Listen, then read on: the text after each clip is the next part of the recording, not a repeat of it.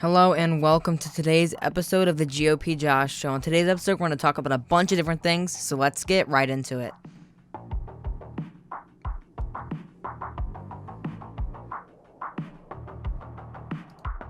Hello and welcome to the GOP Josh Show. My name is GOP Josh. You can follow me on Twitter, GOP Josh20, and my Instagram is GOP_Josh. I've been popping on TikTok lately. I've got about 3,000 followers on there, so if you're not one of them, my username over there is just at GOP Josh. Pretty cool. So today we're going to be talking about Sarah Huckabee Sanders has announced that she is running for governor of Arkansas. That is clip 1. I'm going to play the clip. America is great because we are free. But today, our freedom and the rule of law are under attack.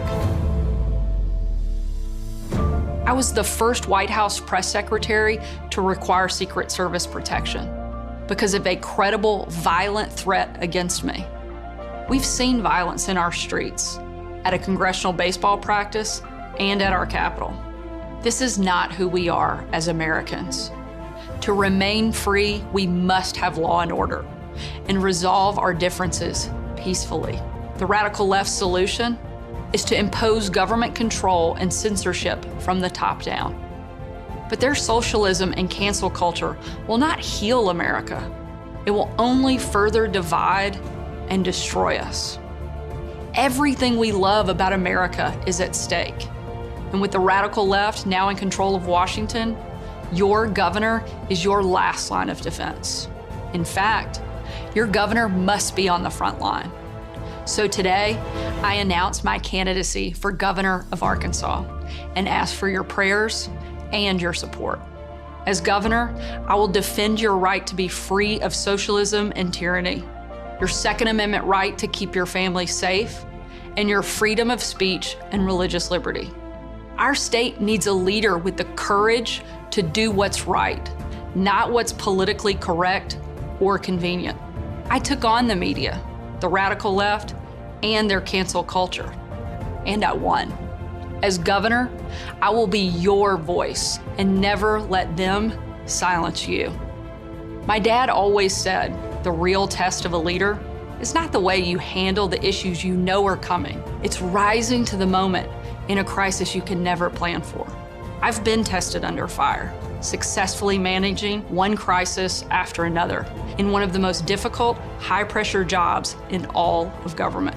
At the table with President Trump confronting our most dangerous adversaries like China and North Korea, winning on tax cuts, the border, and judges, enduring relentless attacks, but still getting the job done.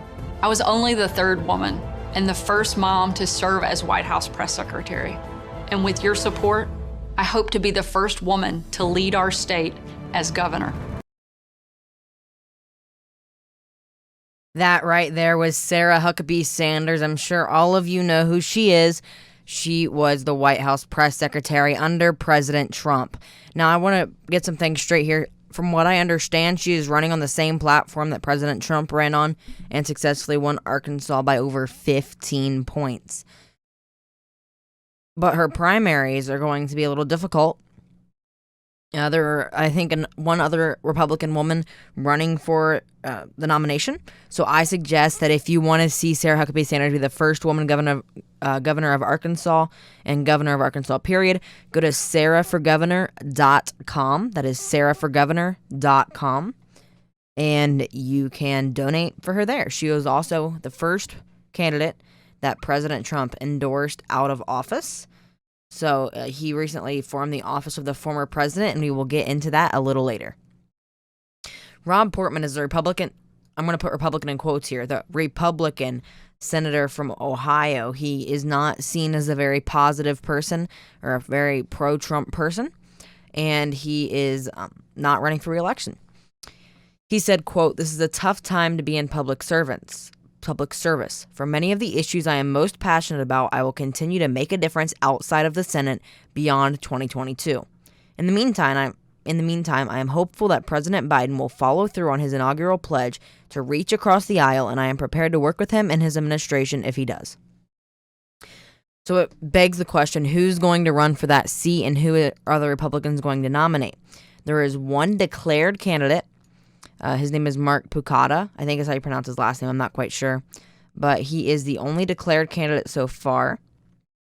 And he has a quite large Twitter following, 50,000 followers. He's been declared for a little while, trying to beat Portman in the primary. Now he doesn't have to beat Portman in the primary because Portman's dropped out, so he just has to beat other Republicans in the primary, which would be a little more difficult. My personal opinion, I hope some more pro-Trump, Trump's administration, Trump policies, Republicans run for that seat. Jim Jordan would be a great candidate for that seat, in my opinion. Some of the other potential candidates are Lieutenant Governor John Huston. I think I pronounced that last name right. And Dave Yost. So I hope more pro-Trump like Jim Jordan. I know Steve Stiver's on that list. I really hope he doesn't run for the seat because I'm not quite sure if he's going to get it or not. There are a bunch of other representatives that are on the possibility of running. I will link that whole list in the show notes. This is just speculation. So let's talk about Biden's executive orders for a minute, if we could. He has showed Congress and showed the American people that he can run the country with a pen. He has signed 21 executive orders as of Wednesday at 12 p.m., the 27th at 12 p.m. I know you're listening to this to the 28th, the 27th at 12 p.m. For reference, on 2017, January 27th, 1 week into his presidency, President Donald Trump only signed 5 executive orders.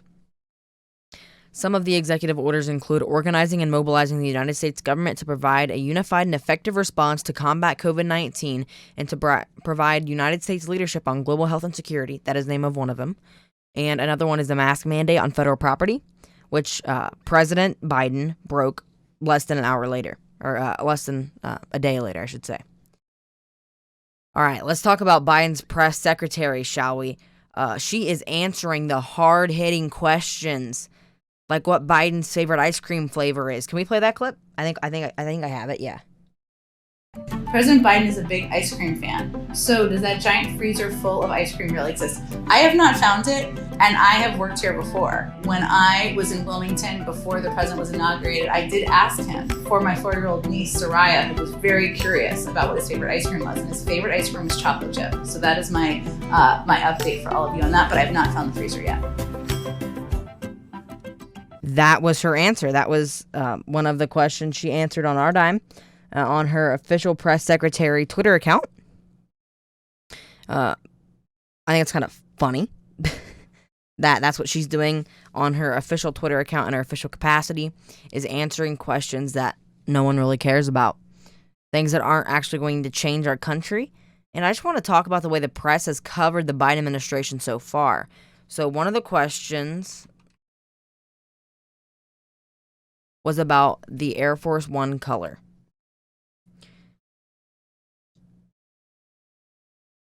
So the thing about it is that one of the people, I think it was her first ever press conference, Psaki was asked if Biden has considered changing the color scheme of Air Force One.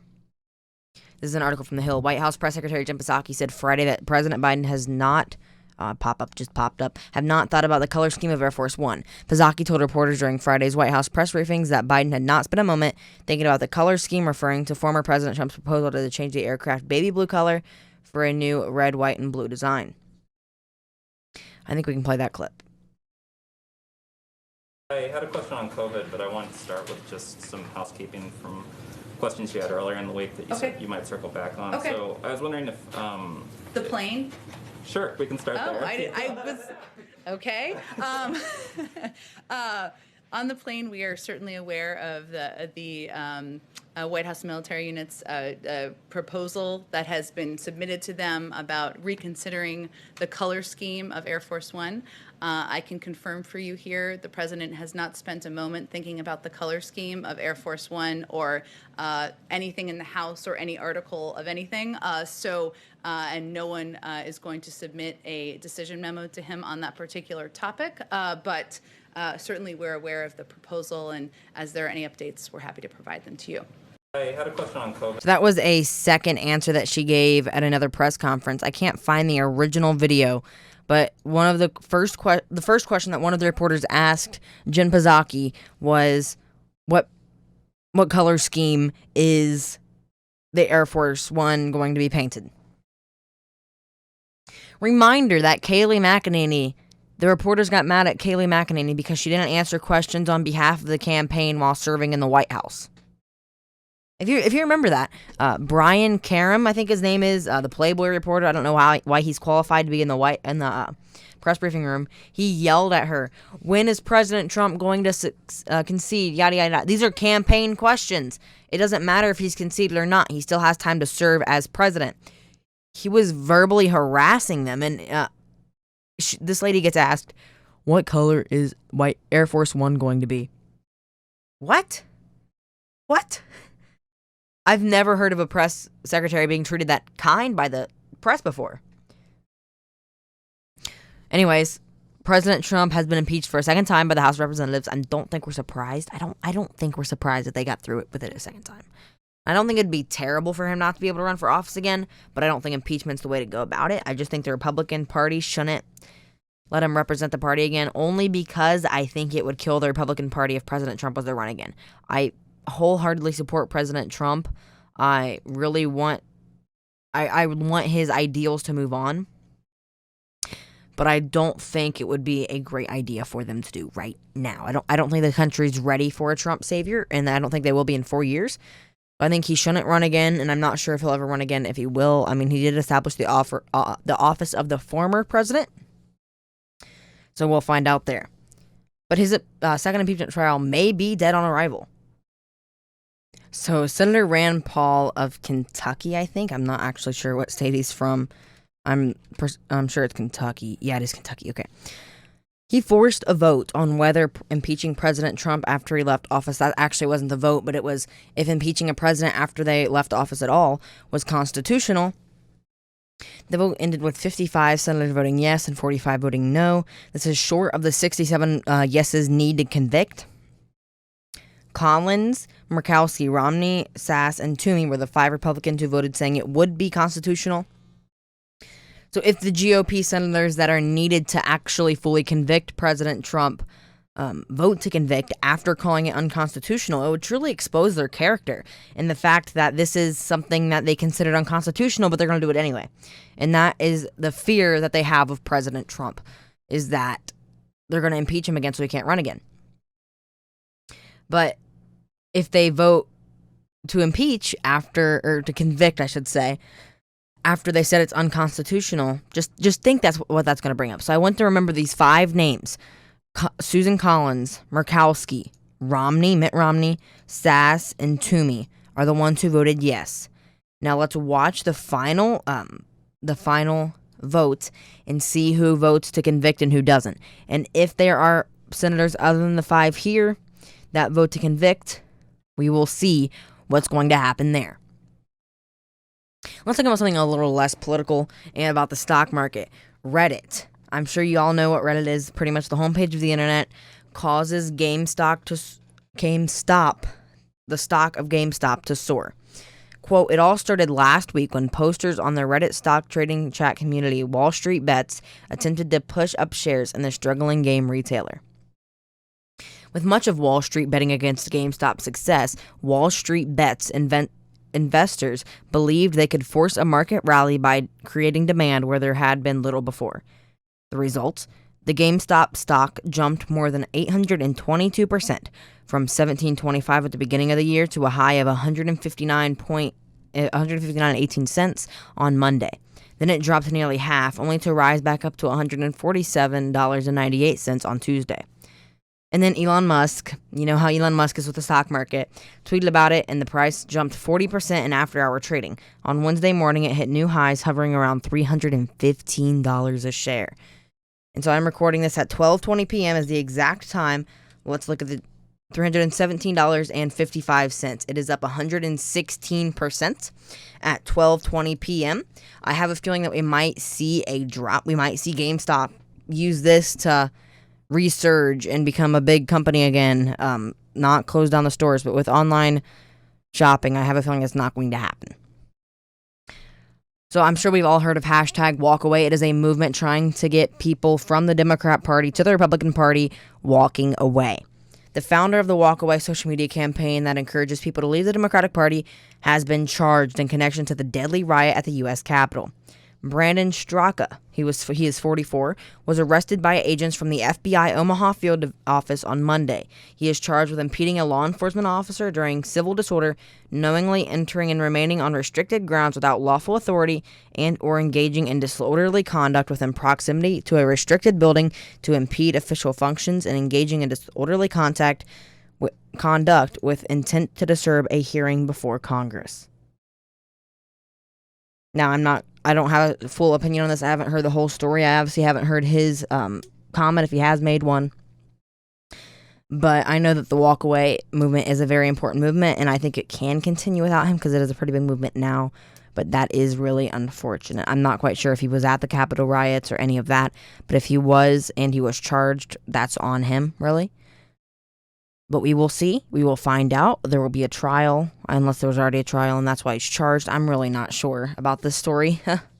I'm just reading from an article, and it didn't really state any of that. The article that I read, I don't even have the link to the article anymore.